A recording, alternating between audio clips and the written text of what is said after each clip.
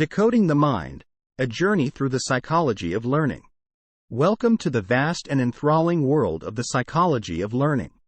This field unveils the complex processes behind how we acquire new knowledge, skills, behaviors, and even attitudes. As we explore this fascinating topic, we'll take a journey through the intricate workings of our minds, unraveling the intricate procedures of learning.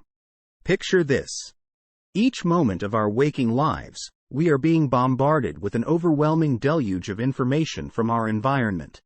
Imagine standing in the heart of a bustling city, encircled by a symphony of sounds, a kaleidoscope of colors, a whirl of movements. Amid this sensory overload, the process of learning takes its first step, with attention. Our brains, akin to masterful curators, sift through the relentless flood of sensory data, selecting only what's important while adeptly filtering out the irrelevant noise.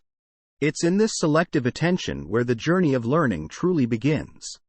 After the selection, our brains roll up their metaphorical sleeves and dive into interpreting this information, a process known as perception. This process resembles deciphering an enigmatic code. Our brains interpret the data based on our past experiences, our cultural backgrounds, our individual cognitive structures. Perception, therefore, is an extraordinarily personal and unique process.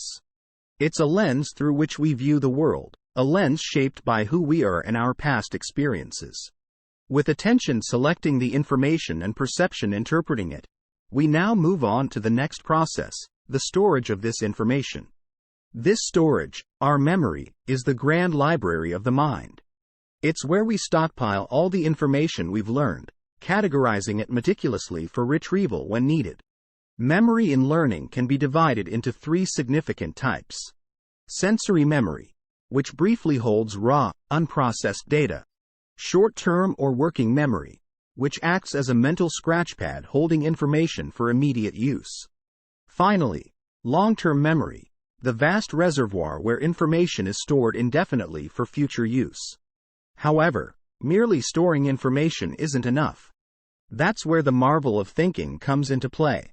Thinking is the cognitive process that allows us to manipulate the information we've stored in our memory. It enables us to solve problems, make decisions, generate new ideas, and create meaningful connections between different pieces of information. Thinking is the cognitive tool that helps us make sense of our world, providing context and meaning to the raw data we've gathered, filtered, and interpreted. Understanding the psychology of learning also involves appreciating different types of learning. First, there's classical conditioning, a type of learning involving associations between stimuli. The well-known experiment by Ivan Pavlov with his dogs is a prime example of this.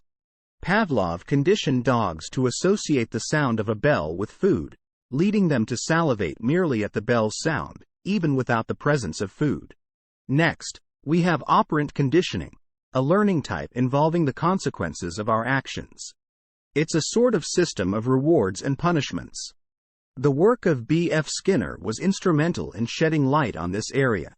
Skinner demonstrated that the outcomes of our behaviors could significantly influence and modify those behaviors over time. Then there's observational learning or social learning, where we learn by observing others' actions. This learning type is incredibly influential in shaping social behaviors and norms.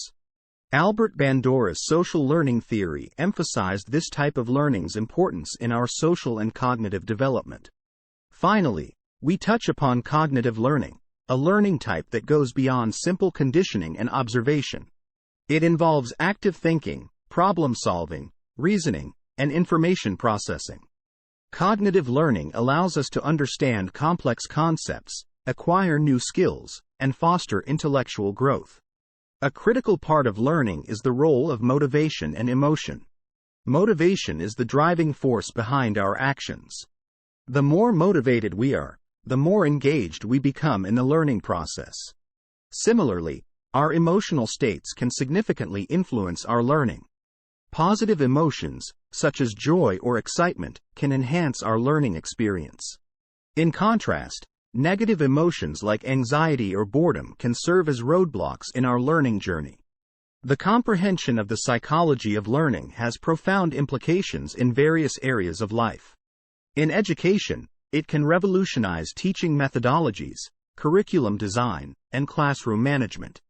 In the corporate world, it can enhance the efficacy of training and professional development programs. For individuals, it can enable us to become more efficient learners and fuel our journey towards lifelong learning. So, the next time you embark on learning something new, pause to appreciate the complex mental processes involved. Each step of the way, from attention to thinking, is a testament to the remarkable capabilities of the human mind. It's the wonder of the psychology of learning, a powerful process that continually fuels personal growth, societal advancement, and our evolution as a species. So, keep learning, keep growing, and keep exploring the captivating world of the psychology of learning.